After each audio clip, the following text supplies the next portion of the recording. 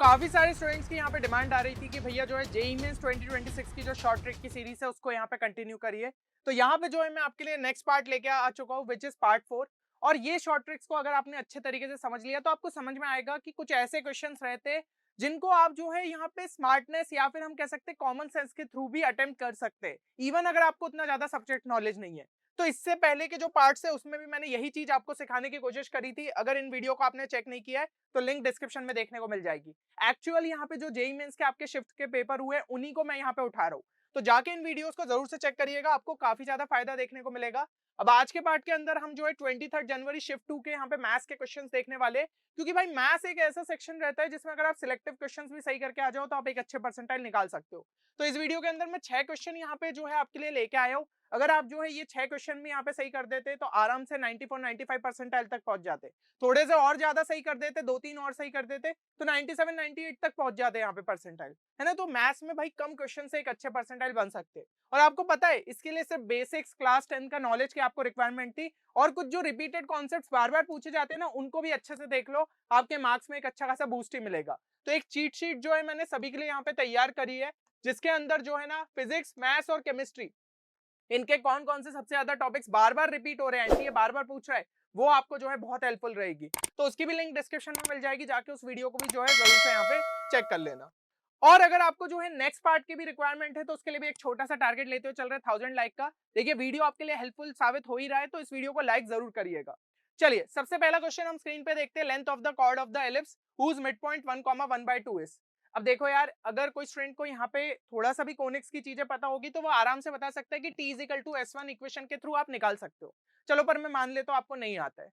कोई स्टूडेंट ऐसा हो सकता है जिसको ये भी नहीं पता था, लेकिन फिर भी वो क्वेश्चन क्या सॉल्व कर सकता था, तो बिल्कुल सॉल्व कर सकता था, क्योंकि देखो भाई कोनिक्स में सबसे इंपॉर्टेंट रहता है फिगर बनाना। अगर आपने फिगर अच्छे से बना लिया तो कई बार जो है क्वेश्चंस के आंसर आप उसी के बेसिस पे निकाल सकते हो। ऐसे ही कुछ इस क्वेश्चन में हो सकता था।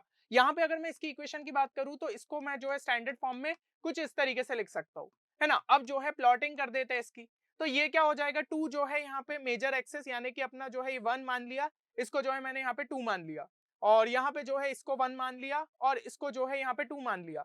तो अब यहाँ पे जो है आपका ये तो 2 से मतलब यहाँ से जो है एलिप्स पास हो रहा होगा, और ये √2 है मतलब कि 1.41। तो ये पॉइंट अपन जो है लेट से कह देते। अब जो है फटाफट यहाँ पे एक एलिप्स बना लो। तो एलिप्स जो है हमारा कुछ इस तरीके से बन जाएगा, ठीक है। एक रफ सा ही फिगर अपन को चाहिए, तो ये कुछ जो है अपना यहाँ पे एलिप्स बन जाएगा। अब यहाँ पे हमारे पास क्या पूछा गया था, length of the chord of ellipse whose mid point is 1,1/2। 1,1/2 कौन सा पॉइंट होगा, तो ये 1 जो है अपना एक्स कोऑर्डिनेट हो गया और 1/2 यहाँ पे आएगा। तो ये वाला जो है कहीं पे पॉइंट होना चाहिए। आ रही है चीज समझ में। अब एक कॉर्ड जो कि मतलब जिसका यहाँ पे ये मिड पॉइंट हो, ऐसी कॉर्ड ड्रॉ करनी है। तो एक क्लियर जो है विजुअलाइज करके दिख रहा है कि यही कॉर्ड मान लो ना, लगभग जो है ये इक्वल इक्वल दिख रहा है, समझ रहे हो। तो अपने लिए चीजें यहाँ से काफी आसान हो गई है सोचने में। ये वाला पॉइंट कौन सा रहेगा, 0,√2, और ये मिड पॉइंट तो देके ही रखा है 1,1/2, और ये क्योंकि जस्ट हाफ है तो इतना डिस्टेंस निकालो, उसको इंटू 2 कर दो। तो 2 इंटू रूट ओवर ऑफ ये कितना हो जाएगा, 1 स्क्वायर प्लस √2 माइनस 1/2 का स्क्वायर। अब भाई √2 हमारा कितना होता है 1.41, और 1/2 कितना होता है 0.5, तो कितना आ गया इसका डिफरेंस 0.91, उसको 0.9 मान लो। 0.9 का स्क्वायर क्या हो जाएगा 0.81, प्लस 1 कर दो तो 1.81, तो रूट ओवर ऑफ 1.81 इंटू 2 जो है बेसिकली आपको निकालना है। अब एग्जैक्ट जो है मुझे यहाँ पे नहीं पता कि भाई इसका रूट क्या है निकलेगा, क्योंकि परफेक्ट स्क्वायर तो है नहीं, लेकिन मेरे को एक चीज जरूर पता है, इसको मैं अगर ऐसा लिख दूं डिवाइडेड बाय 100, तो 100 का रूट तो भाई पक्का है अपना 10 हो जाएगा। तो ये पहुंच गया 2/10 इंटू रूट ओवर ऑफ 181। अब 181 के लिए थोड़ा सा बस ये सोच लेते हैं, 14 का स्क्वायर 196 होता है और 13 का स्क्वायर 169 होता है, कहीं ना कहीं बीच में लाई कर रहा है, तो इसको अपन जो है 13.5 मान लेते। 13.5 इंटू 2 करूँ तो 27 डिवाइडेड बाई 10 कितना हो गया 2.7। बस थोड़ा सा यहाँ पे हल्का सा दिमाग में कैलकुलेशन करते हुए आप जो है फाइनल वैल्यू तक पहुंच गए। ऑप्शंस में चेक करना है 2.7 कौन सा जो है अपना यहाँ पे सही रहेगा। इसको करके देखें तो भाई √15 की बात हो रही है।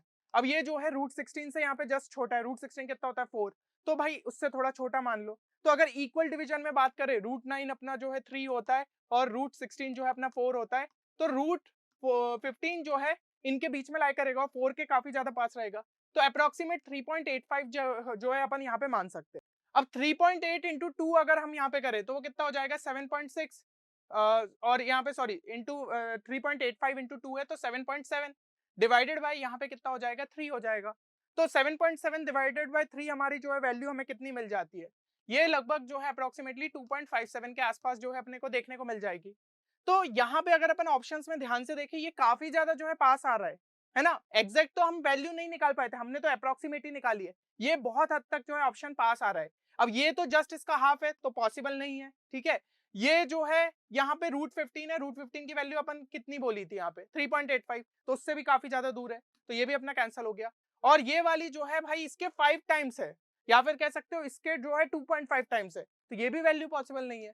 तो ऑप्शन ए ही जो है अपना क्या होगा, सही आंसर होगा। इस तरीके से यार बेसिक्स के थ्रू जो है इस क्वेश्चन को आप सॉल्व कर सकते थे। कॉमन सेंस लगाया मैंने, कोई बहुत ज्यादा यहाँ पे इक्वेशन यूज नहीं करी है। अच्छा अगला क्वेश्चन सिस्टम ऑफ इक्वेशन वाला, तो ये तो यार पिछले शॉर्ट ट्रिक के अपन 2 बार जो है इस टाइप का क्वेश्चन देख चुके हैं और 100% आपकी शिफ्ट्स में भी ये क्वेश्चन पूछे जाएंगे। तो इसके लिए एक ही तरीका है, क्लास 10th का कॉन्सेप्ट, कि अपने को इस वाली जो इक्वेशन है इसको 3 इक्वेशन 3 वेरिएबल से 2 इक्वेशन 2 वेरिएबल में पहुंचा दो, और बहुत आराम से जो है यहाँ पे जैसी भी आपका देके रखिए कंडीशन, नो सॉल्यूशन दिया है तो यूज कर लेना a1/a2 is equal to b1/b2 not equal to c1/c2, बस आंसर आ जाएगा। तो इसको 2 इक्वेशन 2 वेरिएबल में कैसे पहुंचाए, एक वेरिएबल को एलिमिनेट करके। तो यहाँ पे जो है मैं सेकंड में से फर्स्ट को सब्ट्रैक्ट कर देता हूँ, तो ये कितना हो जाएगा y, x कैंसिल हो गया, ये y, ये कितना हो गया 4z, और यहाँ पे 9 - 6 कितना हो गया 3।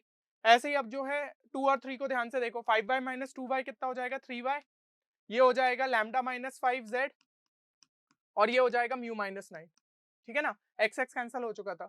तो अब यहाँ पे कर दो 1/3 is equal to 4 divided by lambda -5 is not equal to 3 divided by μ-9। तो यहाँ पे देखे तो लैम्डा कितना आ गया 17 आ गया, और इसको देखे तो mu is not equal to 18 आ गया। तो लैम्डा जो है अपना 17 है, एक मिनट, लैम्डा जो है अपना यहाँ पे 17 है और म्यू कितना है नॉट इक्वल टू 18, तो ऑप्शन बी जो है अपना यहाँ पे सही आंसर रहेगा। कितना सिंपल क्वेश्चन था। तो इस टाइप के क्वेश्चंस तो आपसे छूटने ही नहीं चाहिए। और आपको पता है ये सब जो भाई आपकी मेथड्स रहते हैं ना, ये बहुत ज्यादा टाइम सेव करते हैं। जेई मेंस में तो जरूरी होता ही है कि हम जो है अपनी स्पीड अच्छी रखें, लेकिन कुछ ऐसी एग्जाम रहती है लाइक बिटसैट एग्जाम, जिसमें तो और ज्यादा स्पीड की रिक्वायरमेंट रहती है। और जिन भी स्टूडेंट्स की यहाँ पे जेई मेंस की प्रिपरेशन उतनी अच्छी नहीं थी, कॉन्फिडेंट नहीं हो, तो बेस्ट यही रहेगा कि आप बिटसैट एग्जाम का भी फॉर्म जरूर से भरो। क्योंकि भाई एक बैकअप अच्छा ऑप्शन रखोगे बिट्स पिलानी, जिसकी रैंकिंग टॉप आईआईटीज एनआईटीज के साथ की जाती है, तो आपके पास एक बेस्ट ऑप्शन यहाँ पे अवेलेबल रहेगा। और अगर आप बिटसैट की प्रिपरेशन को लेकर सही में सीरियसली प्रिपेयर करना चाहते हो ना, तो यहाँ पे हमारा बिटसैट 2026 का क्रैश कोर्स भी है, जिसके अंदर जैसे आपने देखा मैथ्स में मैं जो शॉर्ट ट्रिक्स बता रहा हूँ, वहां पे मैंने आपको पूरे सिलेबस में ऐसी कई सारी शॉर्ट ट्रिक्स सिखाई है, जो कि आपका टाइम काफी ज्यादा सेव करेगी। उसके साथ साथ जो है पूरे आपके जो है सब्जेक्ट्स यहाँ पे कवर्ड है, बेसिक से लेकर बिटसैट लेवल तक चीजें आपके लिए कवर्ड है। आपको इसके अंदर video lectures, DPPs, question bank, short notes, mock test सब कुछ मिल जाता है। जो सिलेबस डिलीट हो चुका है जेईई मेंस से लेकिन बिटसैट में पूछा जाता है, वो भी आपका अच्छे से कवर अप है। तो तुरंत जो है आप कोर्स में एनरोल कर सकते हो इस वेबसाइट पे विजिट करके। फिर भी कोर्स से रिलेटेड अगर कोई भी क्वेरी है तो गिवन नंबर पे हमारी टीम को आप कांटेक्ट भी कर सकते हो। चलो अब जो है नेक्स्ट क्वेश्चन देखते हैं। If in the expansion of, ये आपका देके रखा है, तो coefficient of x and x square are 1 and -2 respectively, तो इसकी वैल्यू भाई पूछी गई है। अब ये क्वेश्चन में मान लो आपको नहीं चीजें समझ में आ रही है, लेकिन बेसिक क्लास 10 की चीजें पता रहती है ना, a+b का स्क्वायर क्या रहता है, a+b का क्यूब क्या रहता है, ये चीजें तो पता है। यही अपन जो है इसके थ्रू इसका आंसर निकाल लेंगे। बस यहाँ पे अब देखना थोड़ा स्मार्टली सोचना पड़ेगा। हम जो है ना रिवर्स इंजीनियरिंग करेंगे। हम बोलते हैं P square plus Q square की वैल्यू मान लो कि ये है 8 है, P square plus Q square की वैल्यू मान लो 8 है। तो अपने दिमाग में सोच के देखो ऐसी कौन कौन सी पी और क्यू की वैल्यू रहेगी। अब देखो यहाँ पे पी और क्यू से रिलेटेड कुछ बोली नहीं गई ये चीजें, लेकिन एक चीज समझो, ये जो भाई एक्सपेंशन का है हमारे सिलेबस में नेगेटिव और यहाँ पे जो रैशनल वाली आपकी पावर्स रहती है वो नहीं रहती है ना, तो आपको पॉजिटिव नंबर्स ही यहाँ पे लेने पड़ेंगे। तो क्लियरली पी और क्यू जो है कौन कौन से ऐसे इंटीजर्स अपने हो सकते हैं, फ्रैक्शन नहीं लेना है।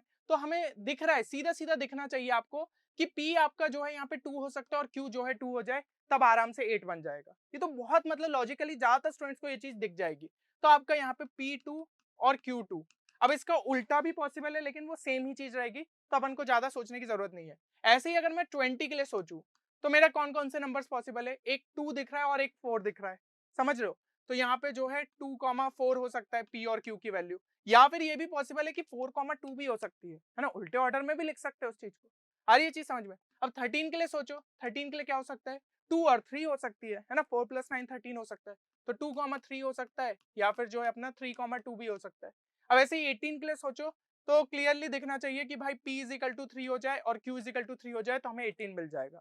तो बेसिकली इन्हीं नंबर्स के लिए अपन को यहाँ पे चेक करना है, समझ लो कि किसमें अपन को कोफिशिएंट इनके ये और ये मिल रहे हैं। तो सबसे पहले तो यहाँ पे ये और ये दो कंडीशन में अपन को एक चीज समझ में आ रही है कि दोनों में p = q हो जा रहा है। आ रही है चीज समझ में?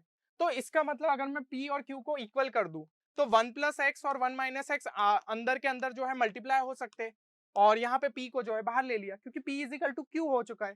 तो ये हमारा कितना हो जाएगा 1 - x² p। आ रही है चीज समझ में? ठीक है, ये हो गया p। अब जो है क्लियरली यहाँ पे सोच के देखो, p की वैल्यू अगर मेरी जैसे मान लो 2 हो गई, पहले ऑप्शन के लिए यहाँ पे देखो p की वैल्यू जो है अगर मेरी यहाँ पे 2 हो गई तो भाई मुझे x वाला तो कोफिशिएंट ही नहीं मिलने वाला, x वाला तो कोफिशिएंट ही नहीं मिलने वाला जबकि उसकी कुछ ना कुछ पावर है। तो ये तो ऑप्शन यहाँ पे गलत ही हो गया। ऐसे ही p की वैल्यू अगर मैंने यहाँ पे 3 कर दी, ठीक है, p की वैल्यू अगर मैंने यहाँ पे 3 कर दी तो क्या मुझे x का कोफिशिएंट यहाँ पे मिलेगा? तो भी नहीं मिलने वाला है। समझ रहे हो ना, x का कोफिशिएंट तो भी नहीं मिलने वाला है। तो अगेन ये वाला ऑप्शन भी अपना एलिमिनेट हो गया। लो भाई, दो ऑप्शन तो एलिमिनेट कर लिया, अब इन दोनों में से किसी का आंसर बताना है। तो अब एक काम करते हैं ना, हम छोटे वाले से स्टार्ट करते हैं। हम क्यों भाई 2 और 4 डाले? अपने लिए चीजें थोड़ी सी कॉम्प्लेक्स हो जाएगी। हमें तो a - b का क्यूब ज्यादा इजी है गेस करना। तो 2 और 3 सबसे पहले इसको चेक करते हैं, फिर इसको चेक करना पड़ेगा। और अगर दोनों ही नहीं हो रहे तो फिर तो भाई पक्का वही ऑप्शन पॉसिबल है, क्योंकि दो तो ऑलरेडी अपने एलिमिनेट हो चुके। तो सबसे पहले p = 2 और q = 3 अगर अपन डाले तो ये 1 + x का यहाँ पे स्क्वायर और 1 - x का यहाँ पे 3 हो जाएगा। आ रही है चीज समझ में? अब इसको जो है थोड़ा सा अपन स्मार्टली सोचते हैं, हम क्यों इसको स्क्वायर और इसको क्यूब अलग अलग करें? इसको मैं ऐसा भी तो लिख सकता हूँ 1 + x का स्क्वायर इंटू 1 - x का स्क्वायर इंटू 1 - x। तो ये भाई पावर सेम है तो अंदर अंदर मल्टीप्लाई हो जाएगा, तो 1 - x² का होल स्क्वायर इंटू 1 - x। ठीक है, अब इसका जो एक्सपेंशन यहाँ पे करूंगा तो वो कितना हो जाएगा यहाँ पे? ठीक है, यहाँ पे एक्सपेंशन जो है अपना कितना हो जाएगा? तो दिस विल बी 1 + x⁴ है ना -2x² इनटू यहाँ पे कितना हो जाएगा आपका 1 - x। ध्यान से देख लो एक बार, ठीक है, ये हो रहा होगा। अब यहाँ पे अगर मैं ध्यान से देखूं x का जो है मुझे सिर्फ एक ही कोफिशिएंट मिल रहा है, ये 1 × -x करूंगा बस, वहां पे -1, बाकी सब तो बड़ी पावर्स वाले ही रहेंगे। जबकि x का कोफिशिएंट यहाँ पे क्या बोला गया है? 1 बोला गया है, ठीक है ना, x का कोफिशिएंट यहाँ पे 1 बोला गया है। तो ये तो पक्का गलत है।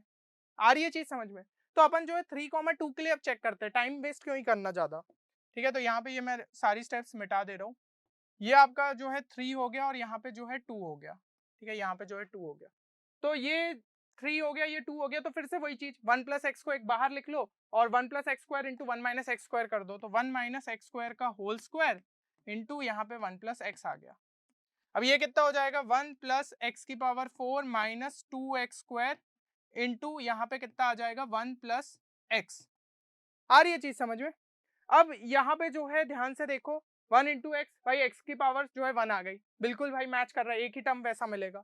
और यहाँ पे अगर x² की बात करूँ तो एक ही टर्म है यहाँ पे -2x² इंटू 1, और किसी से x² मिलेगा नहीं, तो उसका कोफिशिएंट कितना हो रहा है? -2। वो भी जो है बिल्कुल मैच कर गया। मतलब कि 3, 2 ही हमारा यहाँ पे सही आंसर है। ऑप्शन सी जो है that will be the right answer. Last वाले को चेक करने की जरूरत नहीं है, क्योंकि ऐसे केसेस में दो ऑप्शन मैच नहीं करते। समझ रहे हो ना? तो एक ऑप्शन अपना मैच कर गया, वही अपना सही आंसर है। अपन ने बिना कुछ यहाँ पे सॉल्व किए ज्यादा, बस थोड़ा सा रिवर्स इंजीनियरिंग यूज करके, थोड़ा सा कॉमन सेंस यूज करके आंसर तक पहुंच गए।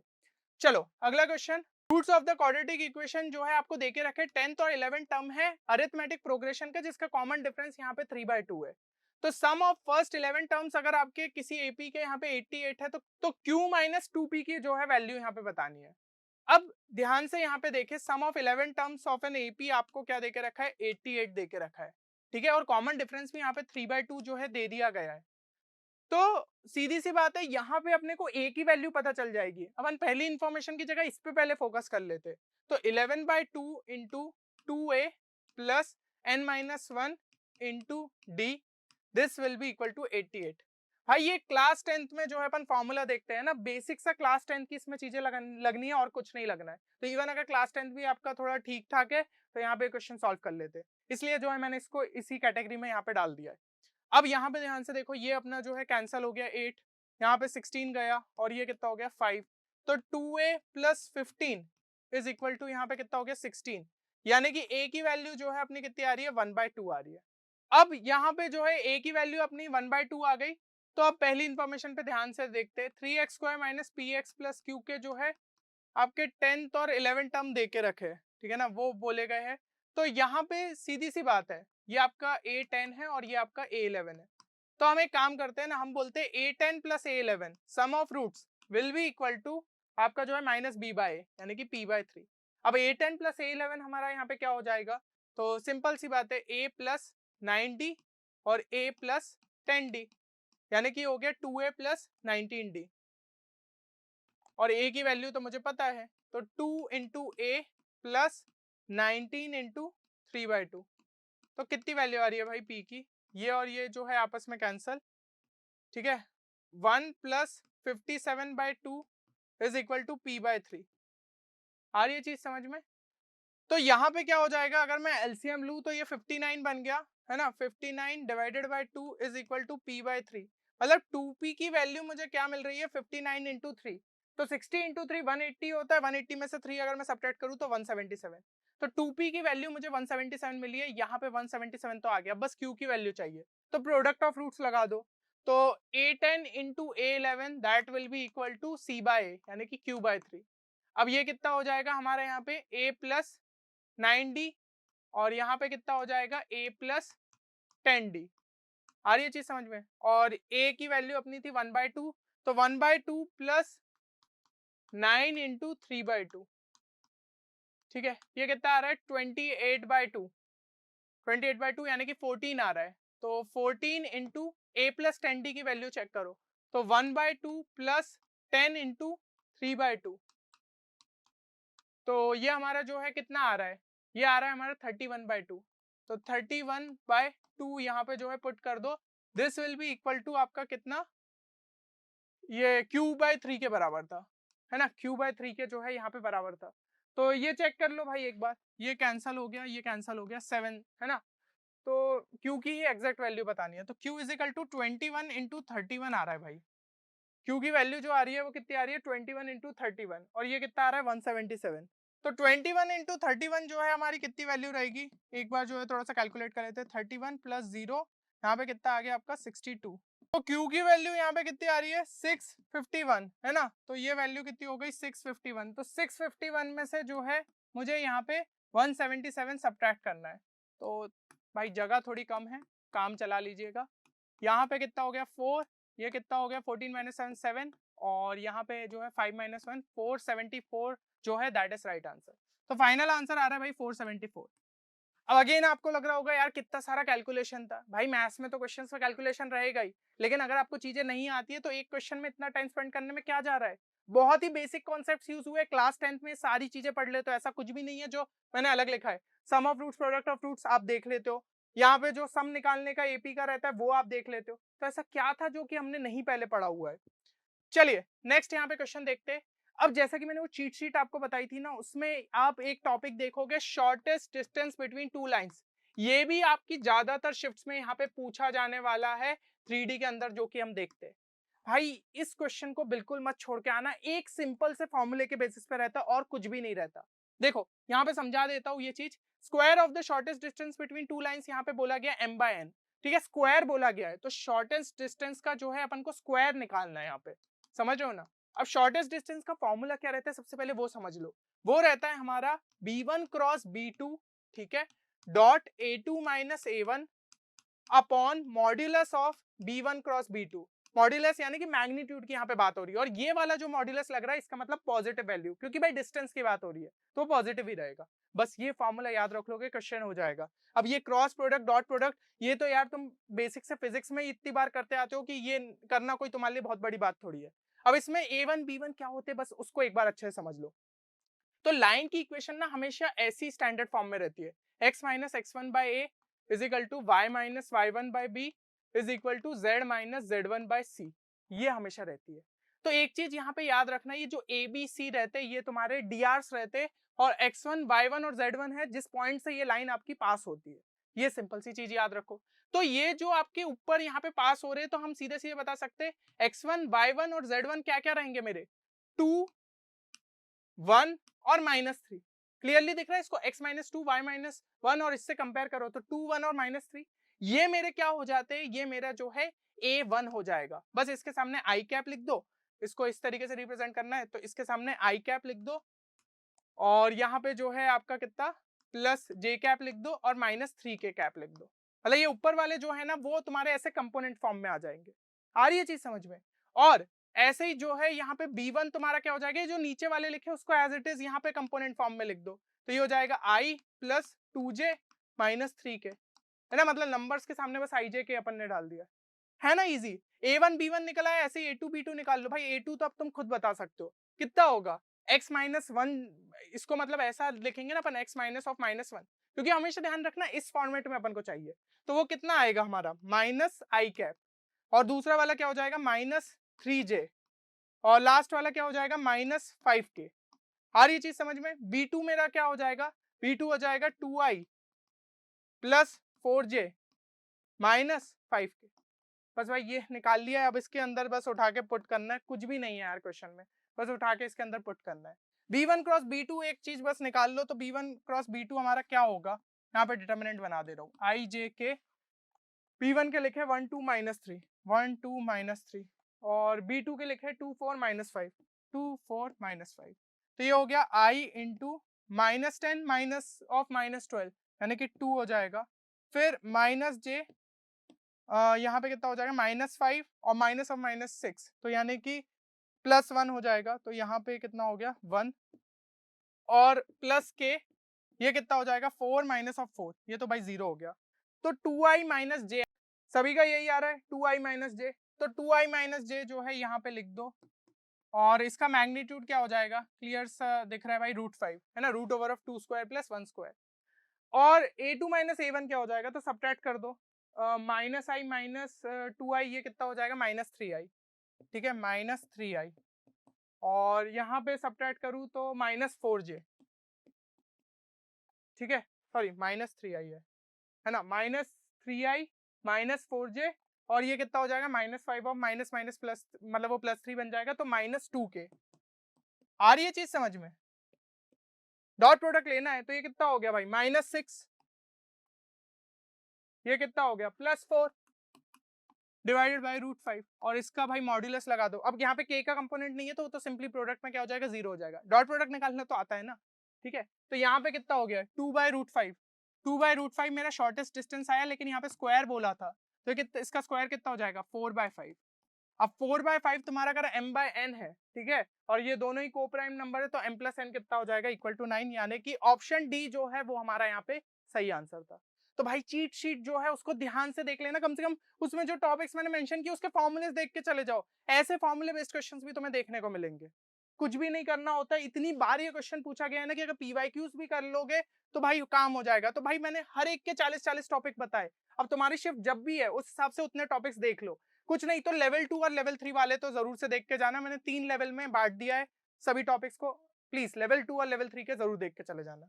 अच्छा, अब एक और ऐसा ही क्वेश्चन भाई, आपका जो वेरिएंस और मीन है उस पर बार बार क्वेश्चन आते हैं। मीन तो आप क्लास 10 में पढ़ लेते हो, वेरिएंस का भी थोड़ा बहुत आइडिया रहता है, आईसीएसई बोर्ड वालों को शायद रहता होगा, बाकी आपके लिए बहुत ही सिंपल सा है, तो इसको भी टॉपिक को आप देख सकते हो। दो छोटे छोटे से फॉर्मूलेस रहते हैं, उनको बस अच्छे से समझ लो। ये क्या होता है मीन, समेशन ऑफ xi/n, ये तो पढ़ा ही होगा, जितने ऑब्जर्वेशन है उनका सम कर दो, divide by total number of observation. Variance हम कैसे निकालते हैं, तो वो होता है हमारा बेसिकली स्टैंडर्ड डेविएशन का स्क्वायर, और उसका फॉर्मूला रहता है समेशन ऑफ xi स्क्वायर, मतलब जितनी ऑब्जर्वेशन है सबके पहले स्क्वायर करके सम ले लो, divided by total number of observation, और उसमें से ये जो मीन आई थी ना वैल्यू, उसके स्क्वायर को सब्ट्रैक्ट कर दो। बहुत ही सिंपल सा है। लेकिन अब प्रॉब्लम क्या है यार, यहाँ पे इतने सारे ये नंबर दिए ना, कैलकुलेशन में बहुत ज्यादा टाइम चला जाता है यहाँ पे स्क्वायर करने में। मीन तो आप तो भी निकाल लेते, पर ये वाले में बहुत ज्यादा टाइम चला जाता। तो यहाँ पे एक शॉर्टकट मैं आपको बता देता हूँ, ठीक है, यहाँ पे एक शॉर्टकट बता देता हूँ, अगर इस टाइप का क्वेश्चन आया तो आप आराम से जो है उसको अटेम्प्ट कर लोगे। वेरिएंस जो है एपी के लिए हमारा क्या होता है, D square into N square minus 1/12, ठीक है, हमेशा याद रखना। अगर जो है डायरेक्ट आपको एपी दे के रखी है ना, फॉर एन एपी, अगर आपके जो नंबर्स है एपी में देके रखे हैं ना, तो वेरिएंस का ये फॉर्मूला रहता है। और आप यहाँ पे ऑब्जर्व करोगे एपी में देके रखा है, कॉमन डिफरेंस यहाँ पे कितना है 13 का है, तो यहाँ पे डी की जगह जो है डिफरेंस डल जाएगा, एन की जगह जो टोटल नंबर ऑफ टर्म्स है वो डल जाएंगे, और आपका आंसर आ जाएगा। समझ रहे हो? तो ये चीज याद रखना। और मीन का क्या रहता है, मीन भी अगर कहीं पे पूछ लिया जाए तो मीन के लिए सिंपली बस याद रखना a प्लस ए एन जो आपका लास्ट टर्म है डिवाइड बाय जो है यहाँ पे 2 कर देना, तो आपको जो है मीन मिल जाएगा। और वेरिएंस के लिए फॉर्मूला अब यहाँ पे जो है उठा के डाल दो 13 का square into N square minus 1। अब भाई एन तो हमें पता नहीं है, कैसे निकाले यार? तो भाई एपी का तो ये तो पता रहता है, A N is equal to A plus N minus 1 into D, ये तो निकाल ही सकते हो। 8 प्लस एन माइनस 1 यहाँ पे कितना, एन माइनस 1 इंटू डिफरेंस कितना है यहाँ पे 13 का, और ए एन क्या है आखिरी टर्म 320 दे के रखा है, तो ये हो गया 312 डिवाइडेड बाय 13, ठीक है, प्लस 1 कर दोगे तो एन की वैल्यू निकल आएगी। अब यहाँ पे जो है डिवाइड कर दो, तो ये कितने से कटेगा, 13 2 26, 52 बचा 24, तो 24 प्लस 1 यानी कि 25 आ रहा है।